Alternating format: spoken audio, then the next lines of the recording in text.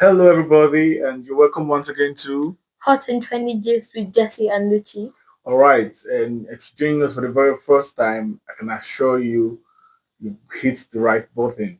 You join the right channel. This channel is basically about news, current happenings in our environment, with a little bit of advice and moral lessons. Okay, so if you're in, I ask you to sit tight and have fun. Okay, because this channel is not just about news; it's also about some little fun.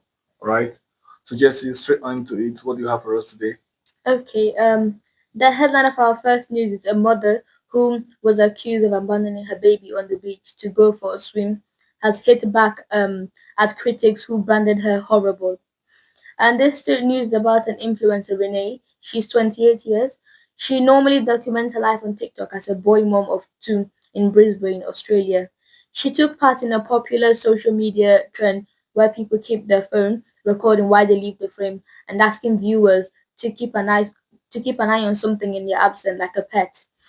And in a clip which she has now racked up 4 million views, she decided to film her sleeping baby relaxing in the shade while she went for a swim. While followers were outraged by the idea that she would leave her toddler unattended, Renee has since stressed that she had arranged for someone to look after her child the whole time, and the video was meant to be light-hearted fun. On the same beach the previous day, she had connected with another parent and their family, and Renee had felt safe leaving her child in their care for a moment for the video. What do you think? What would you like to say about that? Because I find it really shocking that you trust your child another person. Well, sorry, is the child okay first of all? Yeah, the child's okay. All right. Well, thank goodness the child is okay. There's no harm done to the child. But what I find funny is the fact that she left the child with somebody who she met the previous day in that same beach. So first of all, she goes to the beach every day, like it's been stated there. Um, she wants to be an influencer, good, fine and good.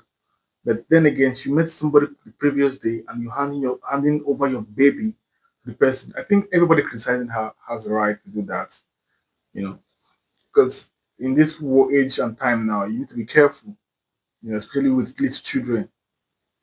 Safety first, because I don't think anybody who has gone through child, birth and all of that would want to give out the safety of a child to somebody who you barely even know about. I don't know. I question her decision and her. She's a careless mom. Going forward, thank God nothing has happened to the child. Okay, going forward, I would advise if you have to take such engage in such social media stunts or what have you, you should have a family member or a trusted person, an adult to be precise, who you can hand over this child to, like, please look after my child while I go do whatsoever you want to do. Right. So that's all I have to say, because it's not a good thing, you just want to jump on social media, leaving your child in the care of somebody who you really know about. All right. The headline of our next news is from mirror.co.uk. The headline is Four Killed in Horror Crash, Three Teens and Taxi Driver Died in Collision. And this news is about three teens and a man in his 50s. They were killed as a car and a taxi crashed. The driver and one driver and two passengers who are said to be 18 and 19. They died as their red St. Leon collided with a Citroen 4 C4 Picasso taxi. The driver, who was killed alongside five passengers who were injured, they were all taken to the hospital following the tragedy in Bolton, Great Manchester. The three St. Leon victims were named Mohammed Daniel Asghar Ali, Farhan Patel Gibrel, and Farhan Patel and Gibril Mukhtar from Bolton area, and the taxi driver was named Musra Ali of nearby Blackburn. The injured were being treated in hospital following the residential area of Deans, and also CCTV footage showed the seats traveling at high speed before smashing head on into the taxi, who was driving in the opposite direction. So I feel sad for people who died, but they would. I wouldn't advise anybody to drive fast like that on the road, especially if you've got kids behind, and those kids they haven't even like got into the best part of life yet. For the kids, Teenagers, 18 and 19, I they don't still. want kids. So I think the need for being very careful and cautious on the road can never be overemphasized. You know, you have to be careful on the road, not just for yourself, but for the sake of other road users. And if they were just a little bit careful, they will still be with us today. I feel so sad about, there's been loads and loads of sad news this January already about, people losing their lives um, from fire accidents and, even the Swiss accidents and La Constitution, we reported early this January. I think that was our first news for this year. And a lot of people died. There's been lots of death already this January. And I just advise everybody out there to be careful. You only have one life to live. You're not cats, you're human beings, okay? We don't have 9 lives. We only have one life to live. So please be careful with that one life you have to live, and live it to the fullest. And if you're around somebody who's living recklessly, who's living dangerously, because the rest people died now because of one person's carelessness, the person was driving recklessly on high speed.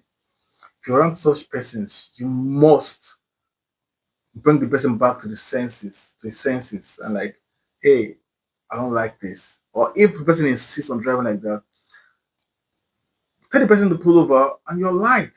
Your life first. Okay? Because okay, I'll take another taxi.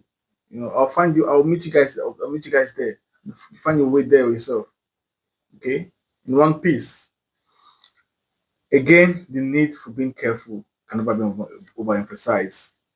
And now, talking about being careful, um, the an Amazon warehouse in Coventry have decided to be very careful about the lives and well-being of the staff.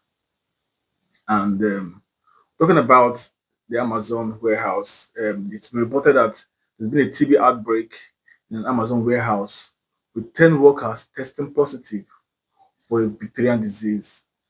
And note that the TB tuberculosis, which we know as TB, has been called by several persons as the Victorian disease. I don't know why, but if you know, you can tell us in the comment section.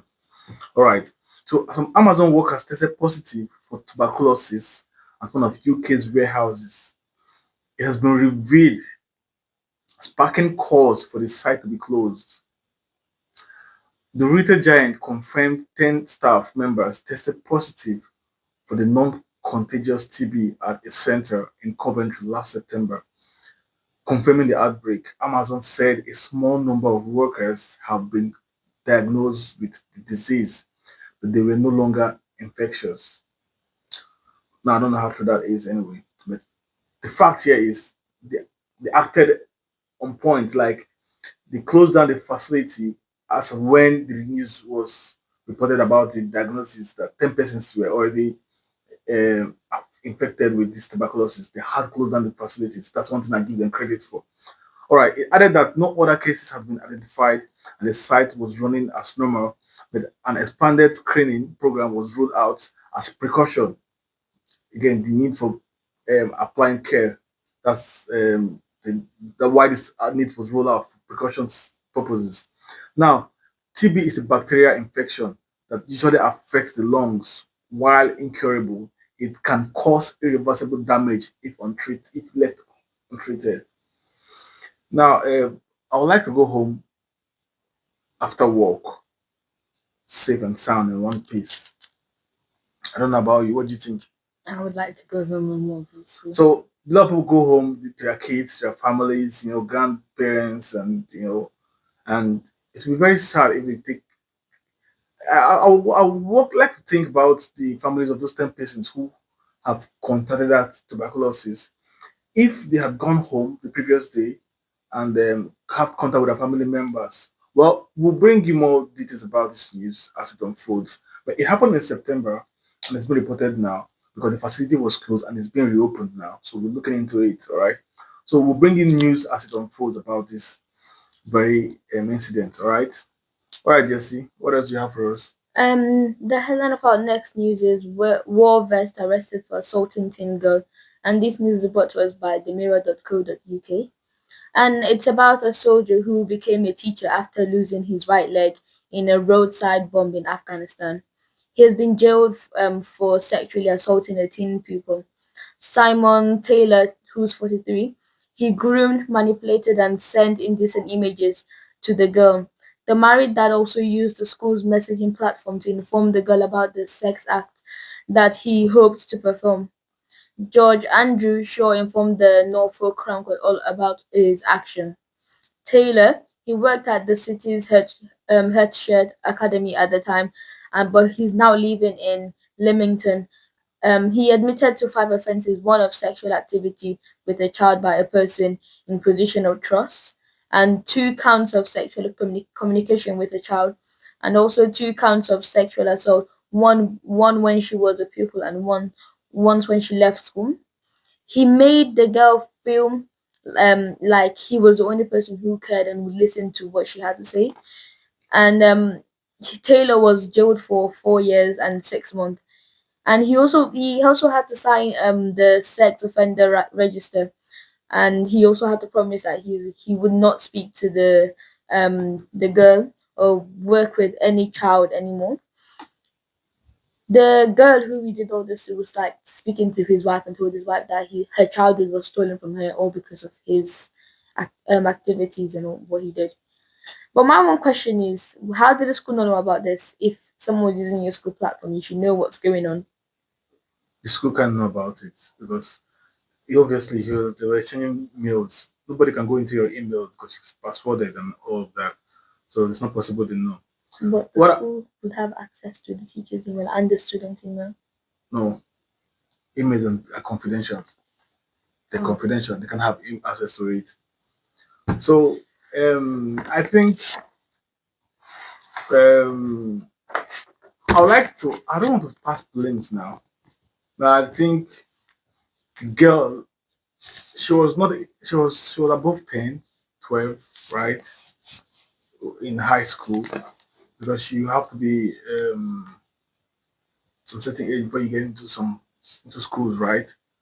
So she was no longer a, um, a toddler, a child. At least she's advanced a little bit. Let's say she's about 12 years. They didn't give a specific age. No. No, all right. So this is assume she's above 10 years. I like to think a 10-year-old child should be able or feel confident enough to go home and tell the parents about something that's happening in her life that she doesn't like. Because there was no report about the man threatening her. That if she reports to anybody, she would do whatever to her. So she should have gone home and communicate with the parents. It also brings the fact that parents need to communicate with their children a lot. I know it's a very busy world out there for parents, work, shuttling shifts and home and back to shifts and all of that. But then again, the kids need to know how. If you're a child out there and you listen to us, you need to know how to bring your issues to your parents. Because if the child has this cost, because she was reading the mails and I'm sure she was replying, and the man would reply to her back, to exchanging mails for a very long time. I don't want to say she was enjoying it, but I think she should have at one point spoken to her parents because she kept it a secret all the while. She should have told her parents, "Look at what's happening. I have a friend in school, a teacher in school, who's talking to me about, And I think parents need to pry into their children's life a little more. Know what they're up to sometimes, and if they need help, you know when to come in. Because sometimes they don't know better, I'll be honest with you, even if they think they know. But the need to always ask them questions and the need for children to always discuss with their parents is very important. All of this would have been prevented if the teacher had stayed very disciplined And if the child was aware enough to know not to discuss personal, private and personal issues to with teacher, and know when a teacher is going above his or her boundaries, and know how best it is for you to discuss issues with your parents, because the house, see, I don't care about what the government says about child upbringing, how they try to make it look like the school is a safe space for children. The home where the child was birthed, where the child is being nurtured by the people who brought the child, male or female, into the world, is always the number one safe space for that child. So the need to feel very safe in that kind of situation is very important. Go home, discuss whatever challenges you're having with your parents. That's all I have to say about it. So, Um, go on. the headline of our next news is nurse attacked by trans pedophile who she called Mister risk being sacked for speaking out about her ordeal. What do you, what would you like to say about this news? That just from the headline. I'll just let you finish. Just finish. This news is brought to us by the Daily Mail from But I 18th don't want to jump into January. conclusions. Sure, I'll just let you finish the whole news. This news about a lady, a nurse, Jennifer Mel. She's 40. She was disciplined by St. Helier Hospital in Cashleton, Surrey, after refusing to use the pronouns of the individual during an incident in May 2024. In October 2024, she was referred to the Nursing and Midwifery Council as a potential risk for allegedly breaching its conduct, which states nurses should not express their belief to people in an inappropriate way. The senior nurse who served at St. Helier Hospital for 12 years was later escorted from the premises during a shift and immediately suspended for allegedly speaking out about her treatment last year. She told the Mail on Sunday at the time. She told the Mail on Sunday at that time, I am devastated to have been suspended just for whistleblowing, despite being the one placed at risk. Despite being the one placed at risk, I'm the one who's being punished. She now faces a disciplinary hearing with her employer on Tuesday, where she will be informed of the action against her, which could mean that she might lose her job. A previous hearing was scheduled to take place in December, but was cancelled following an intervention from Shadow Equalities Minister Claire Coutinho, who warned any action will be a great injustice. The Tory MP has also launched a petition calling for Epsom and St Helier NHS Trust to halt the disciplinary process and allow Ms. Mel to return to work. And after reading this news, what I had to say about this news was, if why did they want to punish her, because she said how she felt. It's like her word against the other person's word. So Well, I think the regulations or the contracts that binds her not to, you know, impose her belief on. So, to be honest with you, some contracts are very, very shady, or they need reviewing. Let me, for a better word, let me use reviewing. They need to be reviewed because if I believe that I'm a human being and I treat human beings, and you come into my hospital and you claim you're a dog, I have the right not to treat you. That's not me imposing my belief on you. So if I believe that in my eyes you're a man and I'm trying to treat you as a male and you being male patient and you're trying to tell me you're a female patient, you're gonna mess my head up, first of all. So I think though whoever is in charge of those kind of policies, first of all, need to be more intelligible because that's rubbish. I'm being honest with you now. Sorry, I'm being very blunt because, like I said, if you are a male, if I'm a doctor, for instance, and you come into my clinic or my hospital and I'm about to treat you, and I'm seeing in my eyes that you're a male, you can't direct my brain to call you a female. It doesn't work like that. I don't know how it works, people, but I'm not on drugs. I'm mentally sane. I have my sanity. So I'll call you. I don't have to pretend. I don't know. Forcing me to pretend is making me work under duress, making me work in an uncomfortable environment. And I won't. I don't think anybody will give the best when you're working in such environment. So I think that nurse has done no harm to that individual by calling her Mister. It's nothing. You are there for help. Get a help and forget what you're being called. You were not abused. You know. Well, people just try to. They tend to want to overplay their cards, like overuse their rights, overuse the privilege. I think that's what's happening here. I think this nurse should get a good lawyer, and I hope she retain her job because she's worked so hard to be where she is, and nobody who's trying to be overprivileged should come take it from her. That's all I have to say about that. Okay, over now to my very special segment. And if you're following us, when I say special segment, I'm talking about the sports segment. All right.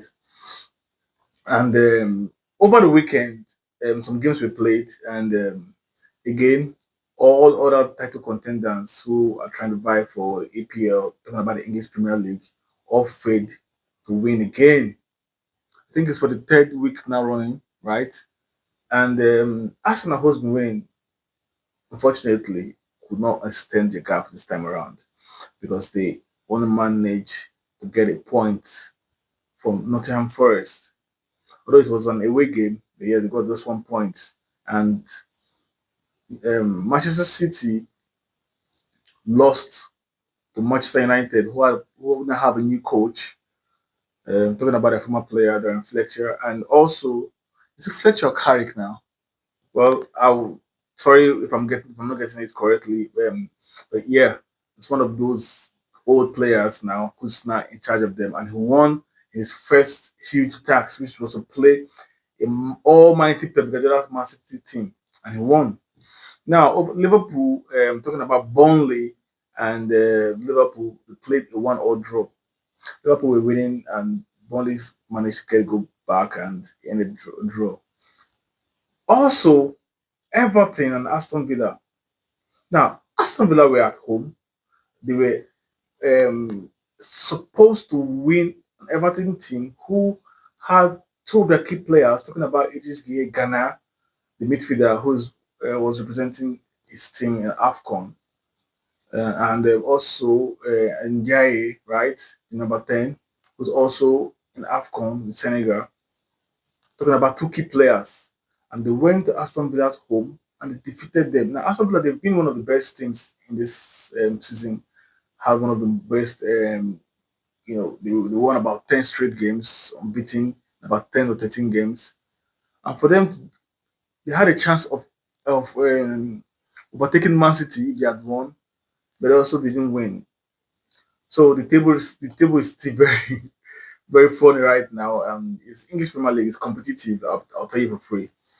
And today we have some UCL games, and also Arsenal and Man City from England will also be playing both away. Now, Man City game, Man City will be playing Bodo Glimt, and at the time of this report now, the game is ongoing now, and it's about 20th minute in the game, and they're still playing goalless. And Arsenal will later this night to take on Inter Milan, and Arsenal also away. And we hope our English team, I hope they, excel in these games, right? And now over to AFCON, which ended also over the weekend, and I'll tell you that it was so many disappointing scenes from the AFCON, and the Moroccan team, they behaved like spoiled. Allow me to use this word. If you're Moroccan watching me, allow me to use this word. You know I'm saying the truth, right? They behave like spoiled brats. For the fact that they were the host nations, the reception was poor to other teams. And also, CAF needs to do well with officiating, and the refereeing of those games were very poor. Now, the Nigerian game was one game that I saw, and I was very disappointed with the officiating. Then again, it was even worse for the Senegal team that played Morocco in the finals. At some point, the referee had to ask the players to walk off the game, to walk out of the pitch when Morocco was awarded the penalty. Sorry, the referee or the coach? Pardon? The referee or the coach had to have to play. The coach of Senegal team had to ask the players to walk off the pitch. You know, and they after 15 minutes they had to, after much negotiations, and they came back. And as Kama will have it, I think Kama struck twice in that game because they lost the penalty. Ibrahim Diaz lost the penalty, and Senegal went on to win that game. And I say congratulations to Senegalese national team, and it was a well-deserved game win for them. And the likes of Sadio Mane, Koulibaly, it is great Ghana, we emerged as heroes in that game. And it tells you, it gives you a moral lesson in that from that game is if you don't become a champion, you don't win a medal and go home happy as a champion if you cheat to win. So it's a joy for the Senegalese national team. They will go home happy, knowing fully well that they put in their best and they won that game. All right. All right. So I think that's about it from us today, and hopefully you've had fun with us. You've enjoyed our discussion, and if you have any comments, you can leave it in the comment section, and we'll reply to it, accordingly. And if you've enjoyed this session, please do like, share, and subscribe, and hit the like button as well. And hope to see you in our next episode. All right. Also, don't forget to follow us on more episodes of Hot and Trendy Gist with Jesse and Luchi. Yeah, and we'll see you in our next episode. And before that, I will say, stay out of trouble. Take care of yourself. And love. Bye.